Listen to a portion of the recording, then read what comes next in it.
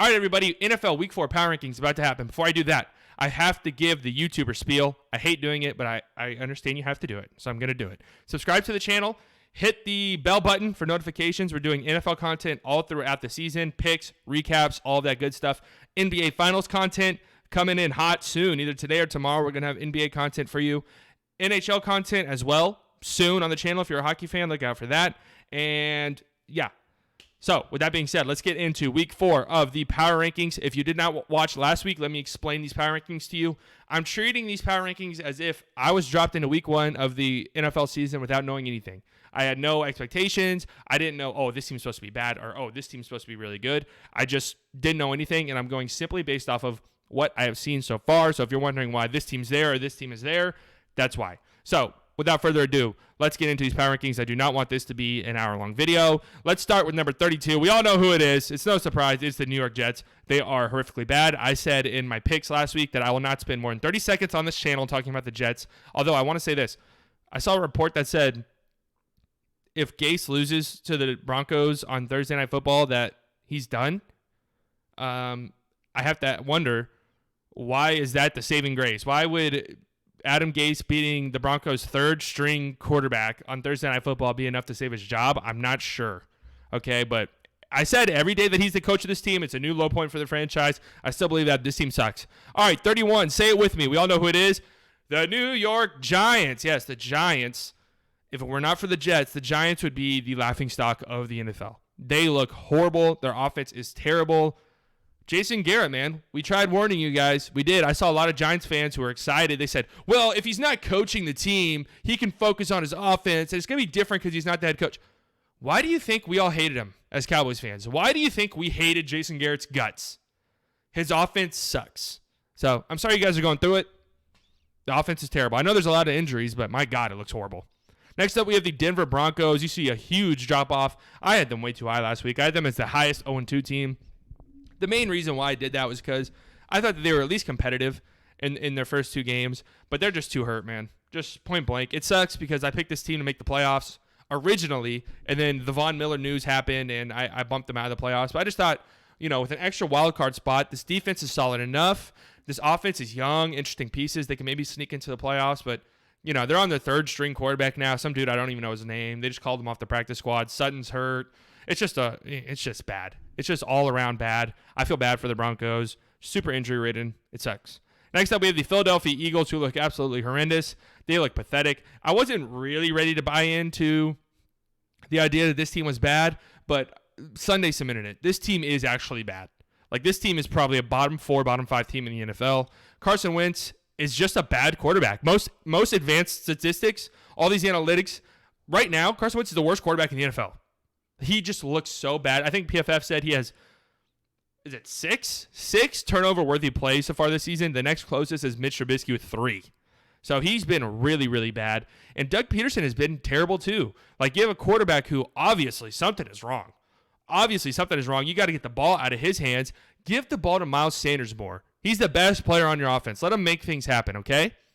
Also, I wanted to say, you sort of have to wonder now. That second-round pick on Jalen Hurts, you kind of have to wonder what was going on there. That maybe the Eagles knew something that we didn't know about Carson Wentz, because it looks bad. Next up, we have the Atlanta Falcons, fresh off of another horrific, laughable, embarrassing, terrible collapse. Another double-digit lead blown, this time to Nick Foles and the Chicago Bears. They had to pull their Bears pulled their quarterback mid-game and came back and won. Nick Foles could have very easily had 4 touchdown passes. This defense is just so horribly bad. Dan Quinn, his time has been up now for like 2 years. And I don't know who they pissed off, who the Falcons pissed off, but they're cursed. They're cursed. There's no way around it. There's no way you can convince me this team is not cursed the way things have been going for them. Next up, we have the Minnesota Vikings. A 31-30 loss against Tennessee. They are 0-3, but I bumped them up a few spots. Actually, 4 or 5 spots. I had them as the second worst team in the NFL last week. Remember, this is going based off of no expectations. They just look so terrible. But they finally looked competitive. They finally looked, a 1-point loss to a team as good as Tennessee is really not that big of a deal. Even if you are a good team, Tennessee's a good team. But their defense still looks really bad. Offensively, it looked like they were starting to click. Obviously, Justin Jefferson had a monster game. Kirk had his moments, but he still has his head-scratching moments where he makes terrible reads, he makes terrible throws, he takes terrible sacks, whatever the case may be. This is a winnable game for them. That last-minute drive was so bad. But, they're on the up and up. I do not think they're an 0-3 team. I really don't. But that's just the way the cookie has crumbled so far, and we'll see if they can turn it around. With an extra playoff spot, going to the playoffs starting 0-3 is not impossible. So we'll see. We'll see what it's like moving forward. Next up, we have the lowest-rated one-win team, and that is the Washington football team. I'm pretty much ready to say this is probably, by the end of the season, will probably be a bottom 3 team in the NFL. Their offense is just so bad. Their offense is so bad. This will easily be a bottom 3 offense, maybe a bottom 2 offense. They just don't have it. Dwayne Haskins just does not have it. I think it's maybe a little bit unfair to make that judgment so early into his career. I think he's only had like 10 starts or something like that, and especially considering how little talent is around him besides Terry McLaurin. But you can just kind of tell when somebody does not have it. Some of these younger quarterbacks, even these younger quarterbacks who don't have pieces around them, you can see moments and flashes where you're like, okay, there's something there. That's honestly how I feel with Sam Darnold, how a lot of people feel with Sam Darnold. Yeah, Sam Darnold hasn't been the best, but he has his moments every now and then where you're like, okay, there's something there. I just don't see it with Dwayne Haskins. I would like to, but I just don't. He had a really, really, really bad game against, honestly, a not good defense in Cleveland on Sunday. So I think it's just going to continue to go downhill for Washington as the season moves forward. Next up, we have the Bengals, fresh off of a tie again against the Eagles, 23-23. Yeah, I think, anybody who thought that this team could compete a little bit this season, those hopes are probably dashed at this point. Offensive line is just not good enough, man. Burrow's getting killed back there. They cannot get Mixon going whatsoever. And if they wanted any success, those things needed to happen, right? The offensive line needed to be better, and Mixon needed to be a lot more involved. Obviously, that has not worked out so far. The defense, young, and it has its moments, but it's still got a ways to go, to say the least. Moving on to the Houston Texans. Houston Texans jump up a few spots after a close loss to Pittsburgh. I actually picked them to win this game. They almost did. I almost looked like a genius. Deshaun looked the best he's looked all season. Their offense sort of started to look, a little bit more in sync. But they've had the toughest start of the season schedule-wise so far. Chiefs, Ravens, Steelers. That's brutal. Those are all probably top 5 teams in the NFL by the time the season's over. And, things are gonna go upwards for the Texans. I legitimately believe that. Even though they're 0-3, I don't think you can count this team out as far as the playoff goes just yet, just because of how brutal of a start they've had schedule-wise. Next up, we have the Detroit Lions, fresh off of a win against Arizona. I have them pretty low here. Just looking at my rankings, I'd probably bump them up ahead of these 2 teams ahead of us, but I just can't get behind Matt Patricia. I just can't. This team could be 3-0. I'm sorry, not 3-0. This team could be 2-1 pretty easily. They collapsed and shit their pants week 1 against the Bears, and they don't do that. They're 2-1, but you could also make the argument that they could be 0-3 if they don't win this past game. So I don't know what this Lions team is. I predicted them to make the playoffs. I do not think that's going to happen anymore, but you never know. You never know. Next up, we have the Jaguars, who I have at 22, which is probably way too high, but my line of thinking is they won week 1 against a good Colts team. That Colts team is good. They played a competitive week 2 against a undefeated Titans team, and they did get the brakes blown off of them on Thursday night, but Thursday night's always weird. Thursday night games are always weird, and Fitzmagic is going to have a few of those games. So I can't really hold that against the Jags. Their defense obviously is not good. Minshew, when Minshew's off, he's off. Like, he's big time off. I think the Fitzpatrick comparisons between him and Minshew make more sense by the day. But, yeah, the Jags here at 22. They're a young team. And, there's some solid pieces there. I do legitimately think Minshew could be the franchise quarterback. If they really wanted to build a team around Minshew, I think they could, even though he looked bad on Thursday. But I have them at 22 right now. At 21, I have Carolina. Again, maybe a little bit too high, but I think the Chargers are a good team. They played really well against the Chargers. They've been competitive in pretty much all of their games. And I have to say, I've been pretty shocked by how good their offense is. I'm sorry, not their offense. We all kind of knew their offense would be pretty good. But how shocked their defense has been. Because they're very, very, very young. Remember, they spent their entire draft on defense.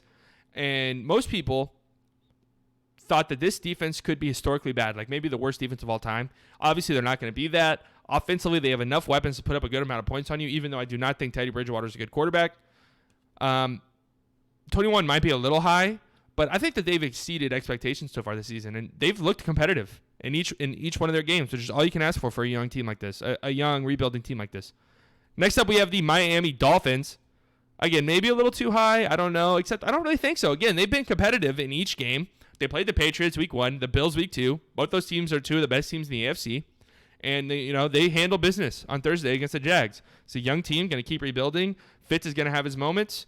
That's all really. They're well coached. I really like Brian Flores. Gaskin looks really good. That's really all I have to say about this team. They're a young team. I think they'll probably be around this 20 range the whole season. I think they're probably a 6-win team, maybe 6-7-win team. And then you add Tua into that mix. You add some more young players in that mix. This team's pretty close, man. I really do believe that. As long as Tua's good. As long as Tua looks good, this team is genuinely pretty close to being a competing team. Next up, we have the Dallas Cowboys. I didn't intend to boost the Cowboys after their loss to the Seahawks, but it has more to do with the teams around them than anything the Cowboys are doing. Let me, I guess, just preface this by saying, after sitting on the loss for a couple of days, the loss of the Seahawks, I think there might be something here for the Cowboys. I really do. I'm as pessimistic as it gets with this team, but there is, the tools, the foundation of a good team. You have a really good quarterback play. The offense is good. I know that the offensive line is terrible, and it's going to hurt the offense tremendously against actually good defenses because the Falcons' defense is terrible and the Seahawks' defense is terrible. But the offense is going to put up points. Defensively, man, the defense has to improve. The defense has to improve. This team is probably just going to walk in ass backwards into the playoffs because of how terrible the division is. If they want to do anything more than that, the defense is going to have to get better, and I don't really know how it does, right? Unless they go out and make some big moves, which I don't think they will. So I think this team, this team might make the playoffs with 7 wins, legitimately. I could definitely see this Cowboys team going 7-9 and making the playoffs. I don't think that they're a great team. I think they're probably a 500 team, but that's good enough to make the playoffs in the NFC East, man. And I just don't know. I love what I'm seeing from Dak so far. The defense is just so bad that it's just hard to put any stock into this team. Although, their 2 losses, the Rams look really good. They barely lost to them, and the Seahawks are one of the best teams in the NFC, and they barely lost to them. So, you can make the argument that they might be better than 1 and 2. I don't think I would. I think this is probably about where they are. Moving on to 18, we have the Chargers, who just lost to the Panthers. Maybe a little too high on the Chargers. I'm not quite sure just yet. Their quarterback situation is rough. Herbert looked kind of rough on Sunday. But defensively, their defense is really good. That's why I have them where they are. I like their defense, even with their injuries. I think they have a good defense. So that's why I'm giving them the benefit of the doubt and putting them at 18. Next up, we have the Saints. I have the Saints here at 17. If you have the Saints in your top 10, like Bleacher Report, you are smoking crack rock. This team does not belong anywhere near the top 10. I'm sorry. They have not looked very good so far. Their entire offense seems to be, throw the ball to Kamara. Please, Kamara. Please break 11 tackles. Like that was their entire offense against Green Bay. Give the ball to Kamara and just pray to God that he breaks 9 tackles, which he did. I don't know how he does it, but he did. But Bree, I don't care about the stats, okay? I don't care about the stats. Breeze does not have it anymore, guys. He is washed. Completely washed. I don't even know if he's a top 15 quarterback in the NFL right now. I really don't. I don't even really think that's reactionary based off of what we have seen. And the Saints have never had the offense where they're just going to air it out. They've always had this sort of intermediate screen type of offense, but it's different now, man. Breeze just does not look good. Again, I know his stats on Sunday night were really good, but it's because he gave the ball to Kamara 50 times, and Kamara broke 150 tackles. Okay? That's why I have the Saints so low, and their defense does not look good at all either. So the Saints are at 17 for me. Do they turn it around? Yeah, probably. 2 tough weeks in a row. The Raiders are a pretty tough team, and, Green Bay is a really good team. But still, man, I just don't like what I've been seeing out of them at all. Next up, we have the Cleveland Browns. Wins against Cincy and wins against Washington really, they're not enough to crown a team or anything like that, but it kind of looks like the Browns might have figured things out. Like it really does. I don't think Baker's played all that well. I really don't. I don't think he played all that well against Washington. I thought he was missing a lot of throws. I thought he made some really good ones too. but I thought that he was missing throws, made some bad throws, got lucky on some. But Chubb and Kamara are monsters, man. And if this offense can continue to mix those two and get those two enough touches to where they can impact the game the way that they're capable of, this team will win games. And this team could sneak into the playoffs. Legitimately, I do think that. Right now, I think 16 is probably about fair. They're probably a middle-of-the-road team. But we'll see. Sunday against the Cowboys is a pretty good test for this team. We'll see where they stand after that. Next up, I have the Colts, a team that I'm starting to come around on more and more, man. This defense looks amazing. Again, I'm not, they just beat the Jets, right? So let's relax a little bit. But their defense looked really good against Minnesota. Their defense really didn't look that bad in week 1 against Jacksonville. And they looked obviously amazing against the Jets, who, again, are horrific. We all know. But still, this team will win games off their defense. I love Jonathan Taylor. Love him a lot. Great offensive line. Phillip Rivers, but, an upgrade over Jacoby Brissett, probably. Maybe not a giant one, but definitely an upgrade. Next up, we have the 49ers, who stay at 14. I wanted to boost them up, honestly, but they've looked really good the last 2 weeks. But again, the Jets and the Giants, both teams I have at 32 and 31. They're just so hurt, man. They are just so hurt. I think they play the Eagles coming up, so a bit of a better team, but not by much. The injuries really sort of take the sails out of the wind out of the sails for me when it comes to this team. But we'll see moving forward. Once they get more healthy, they'll be the 49ers. They'll be a good team. Next up, we have the Cardinals. A big drop-off from the Cardinals from 8 to 13. A tough loss against Detroit, man. Kyler Murray looked really bad. Kenyon Drake has not looked good this season, which is unfortunate. But I still think, this is a young team. They'll figure it out. There's going to be some growing pains along the way. Does this team end up making the playoffs? I'm not sure. I think they're very much capable of it. But can they sustain the high level of play we saw in the first 2 weeks throughout the course of the season? That remains to be seen. Detroit's not a terrible team. I get that we all like to poke fun at Detroit, make fun of him, make fun of Matt Patricia. He's a terrible coach. Yes, that's true. But Detroit's really not a horrific team. So losing to them on a last-second field goal isn't the end of the world. It's really not the end of the world. But we'll see moving forward if the Cardinals can keep up this, playoff level of play. Next up, we have the Tampa Bay Buccaneers, who week by week, so we're only 3 weeks in the season, but they've showed improvement each week now, right? Week 1 was a little rusty. It was a little ugly. A really good Saints team. But there are still some moments that looked ugly. Week 2, you handle business against the Panthers. Divisional game, always kind of weird. A little ugly still, They looked good this week. I know Denver's not good. They're dealing with a lot of injuries, but the Buccaneers defense is probably the best part about this team, which is saying a lot. We all knew their defensive line was amazing, but their secondary looks really good. And now you get Chris Godwin back after missing the game. We saw the impact he had. Mike Evans had 2 catches, 2 yards, 2 touchdowns on Sunday. Tom Brady obviously loves Mike Evans, which is good to see. Mike Evans has 4 touchdowns already. We'll see, man. This is a good team. This team is going to compete. They have the pieces. They have the defense, too, to make a run, I think, too. That's the biggest part. They have the defense to be like a really good team. So we'll see moving forward. Obviously, it's hard to put them that much higher because Carolina, Denver aren't great teams. But we'll see once they start, playing that tougher competition again, as they get more comfortable, as they start to gel a little bit more. What's this team going to look like? Next up, we have the Raiders at 2-1. Maybe I would swap them in the Bucs. I'm not quite sure yet. I think, as you can see, ESPN, NFL, Bleacher Report, all of these publications are just jumping ship off the Raiders, who I think most of them had in their top 10 last week. I'm not ready to do that. I don't know if the 36-20 score is really accurate in how that game went. I think the Raiders will probably play that game a little bit more competitive than the score indicates. But, yeah, they're not a top 10 team.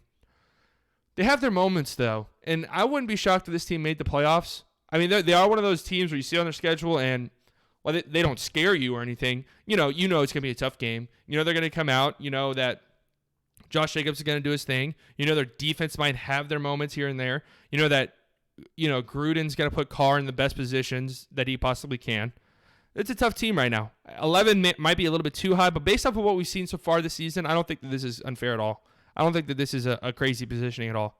Next up at 10, we have the Bears. I have the Bears at 10 just because I have to respect the 3-0 record. I do not think this is a 3-0 team. I do not think this is a top 10 team, but it's just based off of what we've seen so far. It's just not sustainable, Miracle comeback win week 1 against Detroit. A miracle comeback win week 3 against Atlanta. Week 2, the Giants had the ball at the 20-yard line with a chance to win the game at the end of the game. I don't know how sustainable this level of play is. But, I mean, you can see I have them higher than these other publications, so these other publications probably feel the same way. They obviously made the move from Trubisky to Foles, the right move. Trubisky's terrible. He's looked bad all season. I tried telling you guys this. He's looked bad all season minus like 2 quarters. And everybody was ready to say, has Trubisky figured it out? No. He's bad. So Nick Foles comes in. Nick Foles looks amazing against the Falcons. It is interesting, though, because Trubisky and Foles are completely opposite quarterbacks in the way they play. Trubisky's a lot more mobile. You know, he can get out of the pocket and stuff. Foles is a statue. So it's going to be interesting to see how this offense looks with Foles. Obviously, it looks good against the Falcons, but we'll see moving forward. Again, I don't think this is a 3-0 team. I really don't. But I have to respect the fact that they are 3-0. I know what I said didn't make any sense. I don't think this is a 3-0 team. They are 3-0, but I don't think their talent is like an undefeated type. You know, you look at these other 3-0 teams. You look at the Chiefs. You look at the Seahawks. You look at the Packers. This Bears team is not those teams, is basically what I'm trying to get at. Next up, we have the LA Rams. Tough loss against the Bills, man. Yeah, it was a bad call. It was a really bad call, and it hurts because of that terrible, terrible DPI call doesn't happen. They win the game. And they're 3-0, and they just won, a remarkable comeback against a really good Buffalo team. I have a hard time feeling bad. I really do, especially after week 1 with that OPI against the Saints 2 years ago in the playoffs. I have a hard time feeling bad for this Rams team, but it was a terrible call, and it legitimately completely changed the course of the game because that call doesn't happen. They win. So that sucks for them. I think they're a really good team, though. I really do. I think that they are undoubtedly a playoff team right now, and I think they're a dark horse. Super Bowl candidate. I really do. I think that this team could maybe sneak into the Super Bowl. I don't know. That's kind of crazy saying some shit like that right now. But they got a decent defense. I don't want to say good or great. A decent defense. But offensively, man, McVay is definitely figuring it out. Like Goff, if Goff is under pressure, this is a bad offensive line. And if Goff is under pressure, it could get ugly. But they're sort of building their offense around getting the ball out quickly and putting Goff in the best positions to where he can pick a defense apart, which he will. Like, Goff can pick a defense apart if he's not under pressure. But the second he's under pressure, it can get ugly. And they've done a good job of limiting the amount of times Goff sees that pressure. Moving on to number 8, we have the Tennessee Titans. Again, a 3-0 team that hasn't really impressed all that much at all. They've barely won, barely scraped by in all 3 of their wins. And realistically, I mean, all 3 of their wins are against not the best opponents. So it's hard to really think that this team is like 3-0, a big-time Super Bowl favorite or anything like that. But, you'll take ugly wins, I guess. The defense has been disappointing, man. The defense has been really disappointing. Tannehill has looked good. He probably had his worst game of the season last week. Threw his first pick in, I don't know how long. It was a long time. Henry finally looked really good on Sunday. They were finally able to get him going. I think he had 2 touchdowns. So, I don't know. I think that 8's probably fair for this team. I think that, again, are they a 3-0 team? Like, really? Will you put them in the same tier? You put the Seahawks, the Chiefs, the Packers? No, you're not going to put them in that same tier. But they're a competitive team. They'll probably make the playoffs. And, we saw what they could do last year in the playoffs. They beat the Ravens. That's just the style they play, this hard-nosed, smash it down your throat type of offense. That can win games in the playoffs. So we'll see moving forward. I think 8's a fair spot for the Titans right now. Next up, we have, I think this is, no, it's not the highest-ranked one-loss team, but we have the New England Patriots, who I think look really impressive. I know that they lost against the Seahawks. I did say that I didn't think 36-20 was a fair representation of this game against the Raiders, and I still think that. I think the Raiders play this game a little bit closer than that. But offensively, man, Cam just brings such a new dynamic to this team, Just they're running the ball so well. I mean, Sony Michel, who has looked terrible his whole career, is looking pretty decent. He had a really nice game against the Raiders on Sunday. We saw Rex Burkhead also had a good game. Rex Burkhead always has these weird games where he'll score 3 touchdowns and fantasy owners think that they need to do everything they can to get him, and then he never does anything again the rest of the season. And Sunday looked like one of those games. It's just a good team right now. 7 is fair. I think that they are one of the elite teams in the NFL. Next up, now we have the highest one-loss team. That is the Baltimore Ravens. Drop all the way from 1 in my rankings to 6. Maybe a little unfair, but I don't know. I don't at this stage in the season, I don't like having a one-loss team in my top 5. when there are 5, I think, really good undefeated teams. I'm not going to have a one-loss team in there, even though I still think the Ravens are a really good team. I'm not jumping to any crazy conclusions after that loss against the Chiefs. Yeah, it was pretty ugly. The Chiefs dominated them. Lamar came out and said the Chiefs are their kryptonite. But, this is still a really good team. The Chiefs are amazingly good. They have a good defense. They, offensively, I said this in the recap last night of the Chiefs game. Offensively, they're not built. They're not built to get in those shootouts or to get behind 2 scores, and now they're having to get these quick drives where they're hitting, pass after pass after pass. They're not built for that. So they get in games like that, it's a little bit spooky, but for the most part, I don't think they'll be getting in games like that. Their defense is really good. Again, the Chiefs are just amazing. Patrick Mahomes is just amazing. That's what it boils down to. I think 6 is completely fair. I can understand them being in the top 5. I don't think I can understand them being 2, like ESPN has them. I can understand them being top 5. But I just can't justify it when there's 5 really good undefeated teams. Next up at number 5, we had the Pittsburgh Steelers. They remain at the 5 spot. That's where I had them last week. Just an amazing defense, man. Big Ben obviously changes this team's dynamic.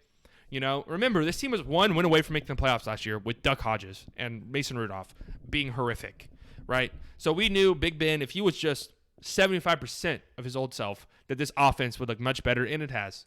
And it has. Juju looks really good. He's getting in the end zone. Deontay Johnson's looked really good, even though he got hurt on Sunday. Fucked my fantasy team up. James Conner's looked pretty good, too. So, this team is big-time spooky.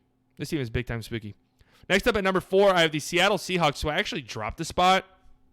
I dropped from 3 to 4. Reason being, this defense is bad. This defense is bottom 5 bad. They are absolutely horrific defensively, and I think that it honestly greatly limits the ceiling of this team. I love Russell Wilson. Russell Wilson's been amazing. DK Metcalf's been amazing. But my God, man, if they're going to have to be scoring 35, 38 points a week to win, I don't know how sustainable that is. I just don't. The defense is really bad. They can't get pressure on anybody. They got pressure on the Cowboys, but that's not saying anything because the offensive line is so bad. But still, I think that the lack of defense really limits the ceiling of this team. But I still think they're a Super Bowl team. I just think that if they had a halfway decent defense, they are bar none the favorites to win it all. That's how good Russ is playing. Next up, at number 3, we have the Buffalo Bills, who jump up into the top 3. Again, do they deserve that win against the Rams? I don't know, man. That was such a bad call. And, of course, that call doesn't happen. They lose the game. But this offense looks amazing. This offense looks absolutely unreal. I think everybody thought that Diggs would change the dynamic of this offense, but not to this degree. Not to this degree. You pair how good the defense looks, how good their offense looks with their good defense, which has kind of been a little disappointing so far, but still, they have a really good defense. That's a Super Bowl recipe. It really is. It really is. I don't think it's crazy to say this Bills team is top 3 in the NFL right now. They're definitely top 5. I would not have them outside of my top 5. That's how good I think they've looked so far. At number 2, I have Green Bay. I had them at number 2 last week. I keep them at number 2 here. Defense is not good. I don't think the defense is very good. But Aaron Rodgers is playing at an MVP level, man. Just no Devontae Adams, and you go out on Monday night or Sunday Night Football and do that with Allen Lazard, who's a good player. I think Allen Lazard is definitely a good player.